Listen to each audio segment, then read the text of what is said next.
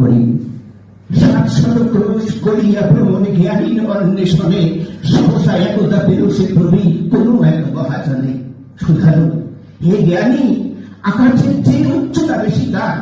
জ্ঞান বলে, বাছা, সত্যের চেয়ে উঁচু নাই কিছু আর।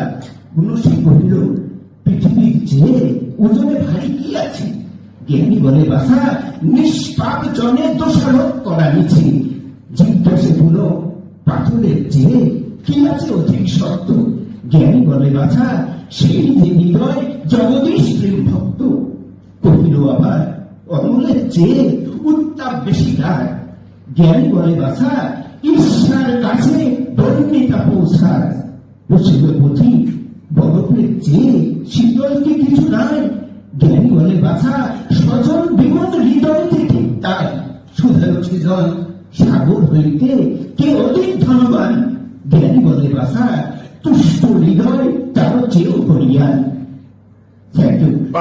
আমরা সর্বশেষে আল্লাহ তাআলার কাছে প্রার্থনা করব, কারণ আমরা এখানে সমবেত হয়েছি শহীদদের স্মরণে। আমরা সেই শহীদদের তো খুঁজে পাবো না। আমরা যারা মুসলিম তারা 5 ওয়াক্ত নামাজ পড়ে তাদের জন্য দোয়া করব, কারণ সর্বশক্তিমান তো তিনি। Allah is only one powerful, he can do everything, nothing is impossible for him, he can destroy the world within 1 second. So we should pray to Allah because he is creator of us. Thank you. ধন্যবাদ।